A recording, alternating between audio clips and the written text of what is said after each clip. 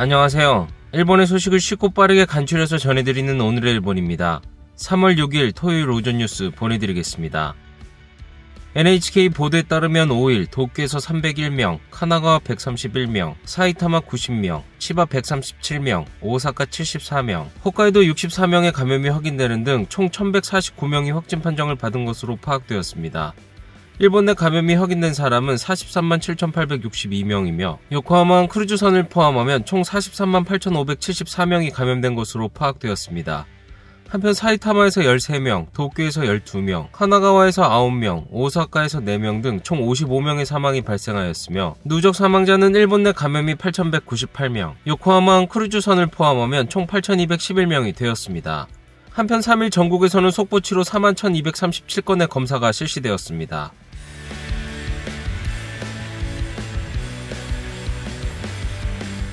이날 도쿄에서는 301명의 신규 감염이 확인되었습니다. 10세 미만부터 100세 이상까지의 남녀 301명이 신규 확진 판정을 받은 것으로 파악되었으며 이 중 132명은 감염 경로가 파악이 되지 않거나 조사 중이고 169명은 기존 감염자의 밀접 접촉자로 확인되었습니다. 연령대로는 20대에서 30대가 총 112명으로 전체의 약 37%, 60대 이상은 총 89명으로 약 30%로 나타났습니다. 감염 경로로는 시설 내 감염이 70명으로 가장 많았으며 가정 내 감염이 66명, 회식에서의 감염이 12명, 직장 내 감염이 8명 등으로 확인되었습니다. 한편 이날 70대에서 90대까지의 남녀 12명이 사망하였으며 현재 중증 환자는 2명 감소한 49명, 입원 환자는 70명 감소한 1,449명으로 파악되었습니다. 이로써 도쿄의 누적 확진자 수는 11만 2,925명, 누적 사망자 수는 1,454명이 되었습니다. 다음 소식입니다.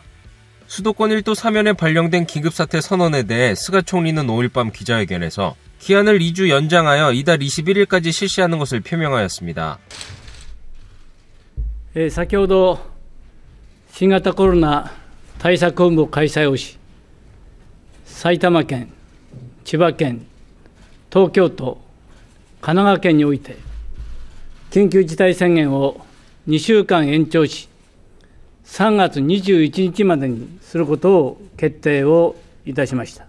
当初お約束した3月7日までに宣言解除することができなかったことは、大変申し訳ない思いであり、心よりお詫びを申し上げます。 왜 2주간일까요? 이날 아침 열린 자문위원회에서는 3월 말 등 더 긴 기간으로 해야 한다는 의견도 나왔습니다. 病床の使用率が高い地域があるなど、依然厳しさが見られます。また感染者は減少傾向にあるものの、そのスピードは鈍化しています。人出が増加している地域もあり、いわゆるリバウンドの懸念も高まっています。2週間は感染拡大を抑え込むと同時に、状況をさらに慎重に見極めるために必要な期間であります。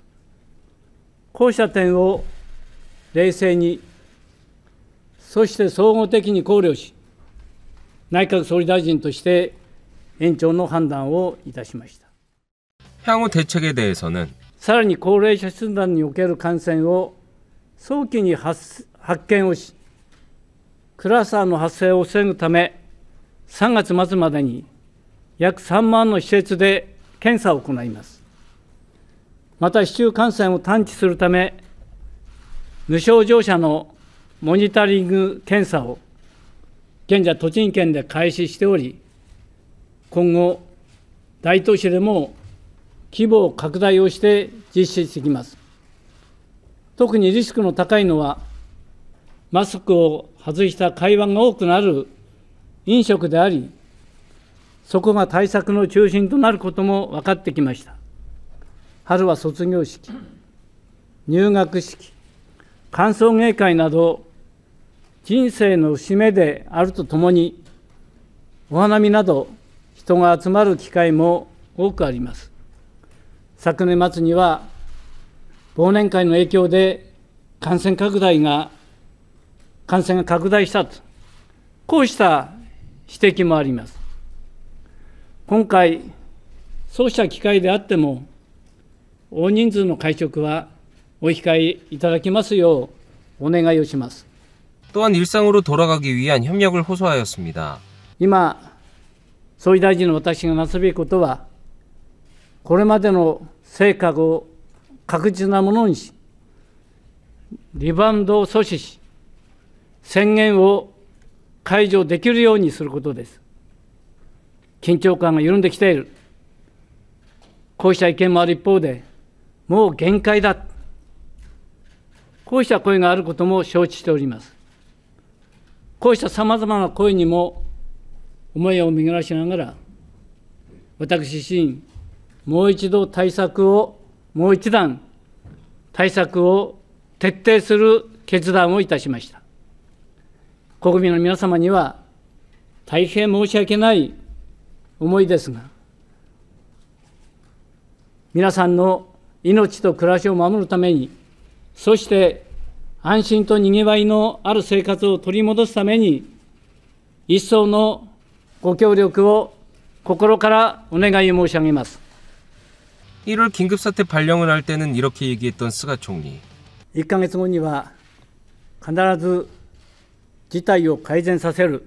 2월 첫 번째 긴급사태 연장에서는 1ヶ月できなかった責任はすべて私が背負うわけであります。 그리고 이날 埼玉県、東京都、千葉県、神奈川県において緊急事態宣言を3月21日まで延長することとします。 두 번째 선언 연장의 국회에서는 もう限界だというそんな事業者からの声も各地から聞こえてまいります。これ以上延期をすることがないように、とにかく政府総力を挙げてですね、取り組んでいきたい、このように思います。 도쿄올림픽 개최에 대해서는 이렇게 얘기하였습니다. 海外の観客については、先日バッハ IOC 会長とのいわゆるこの5者会談、この中においては3月中に判断をする、このことで合意を得ております。引き続きこれ変異株の影響だとか、あるいは国内外における感染状況、こうしたものを踏まえて主催者である IOC、IPC、東京都組織委員会の中で検討してまいりたいというふうに思います。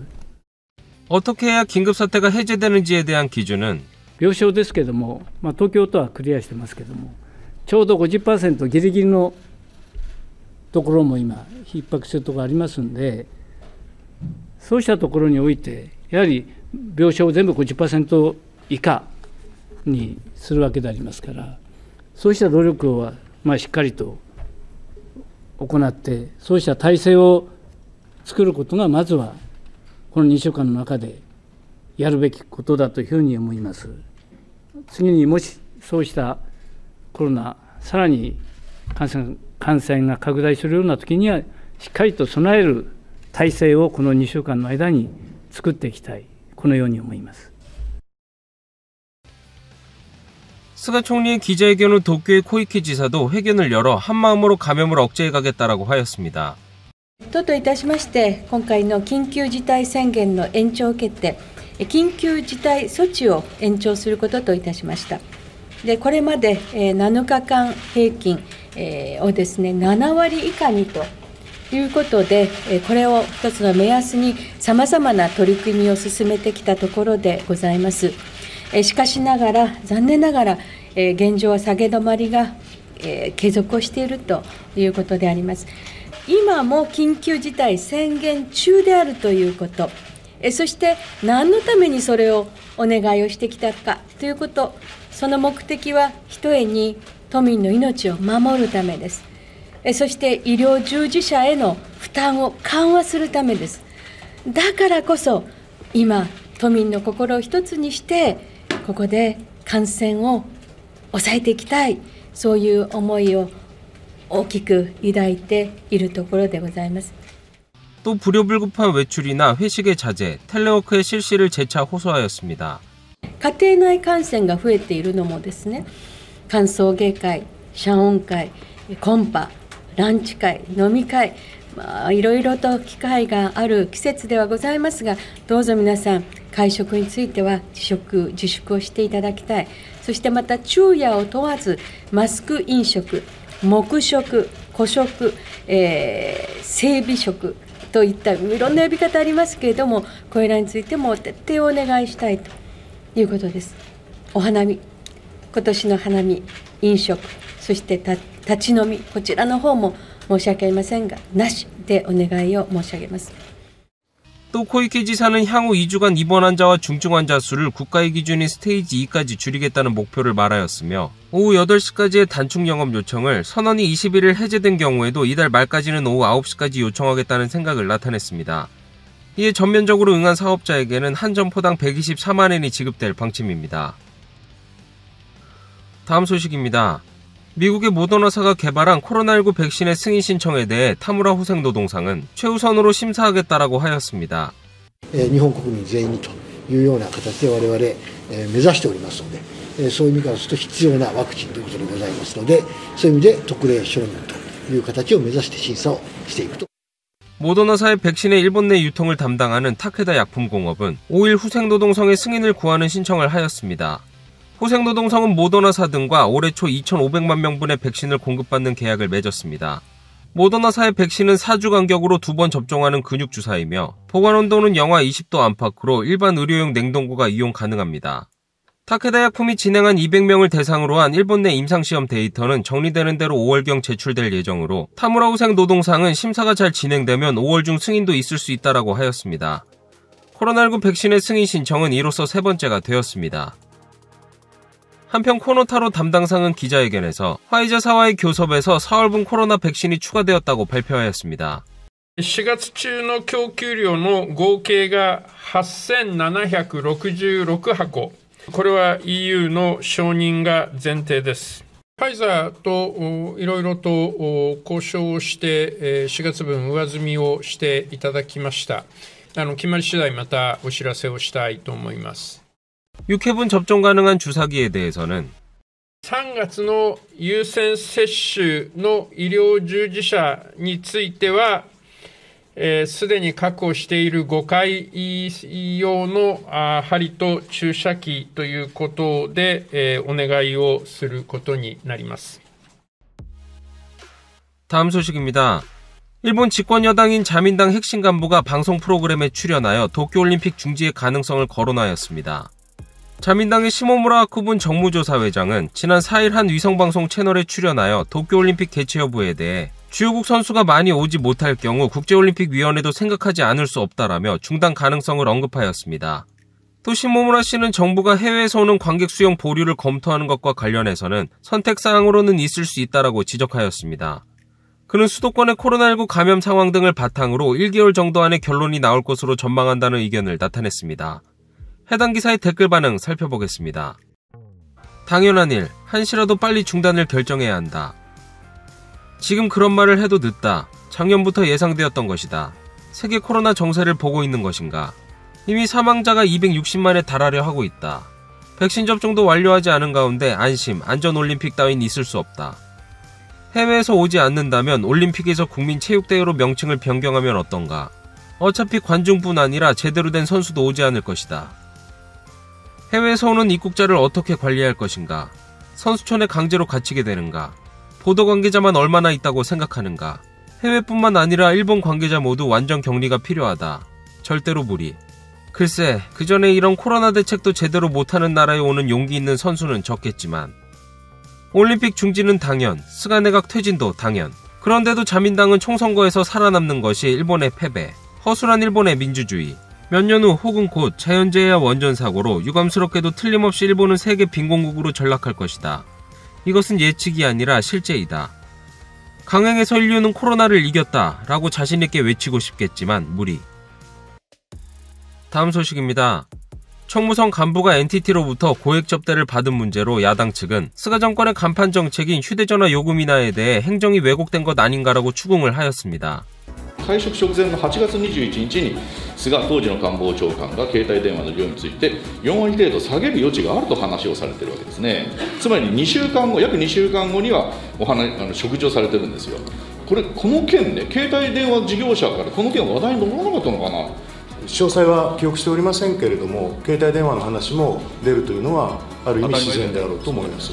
한편 타니와키 심의관은 회식 자리에서 부탁은 전혀 없었다. 비공개 정보를 상대방에게 제공하는 것도 결코 없었다라며 NTT에 대한 편의 제공은 부인하였습니다. 또 스가 총리는 1년의 접대 문제에 대해 내가 앞장서서 기강을 바로잡고 규칙에 근거한 행정을 전개하여 신뢰되도록 제대로 대응하겠다라고 강조하였습니다. 야당이 요구하는 NTT 사와다 사장의 국회 출석은 여당 측도 적극적인 자세를 보이고 있어 이르면 다음 주 8일 참의원 예산위원회에 출석하는 방향으로 조정하고 있습니다. 다음 소식입니다. 한 달 야근 시간이 378시간에 이르는 공무원이 있었던 것이 밝혀졌습니다.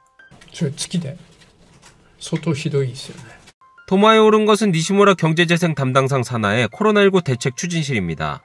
월별로 가장 길게 야근한 직원의 추가 근무 시간은 지난해 11월이 197시간, 12월이 320시간, 올해 1월이 378시간에 달하며 과로사 라인으로 분리 이후는 월 80시간을 훌쩍 뛰어넘고 있었습니다. 또 지난해 11월부터 올해 1월까지 평일에 텔레워크를 실시한 직원은 없었습니다. 이에 정부는 감염 상황이 날마다 변화하는 가운데 많은 업무에 대응이 필요했다라며 필요한 인원의 확보 등 체제 강화를 도모하는 것 외에 휴식이 확보되도록 대응하겠다라고 하였습니다. 오늘의 일본 소식은 여기까지입니다. 시청해주셔서 감사드리며 즐거운 하루 되시길 바라겠습니다. 저는 또 새로운 소식으로 찾아뵙도록 하겠습니다. 이그저TV였습니다.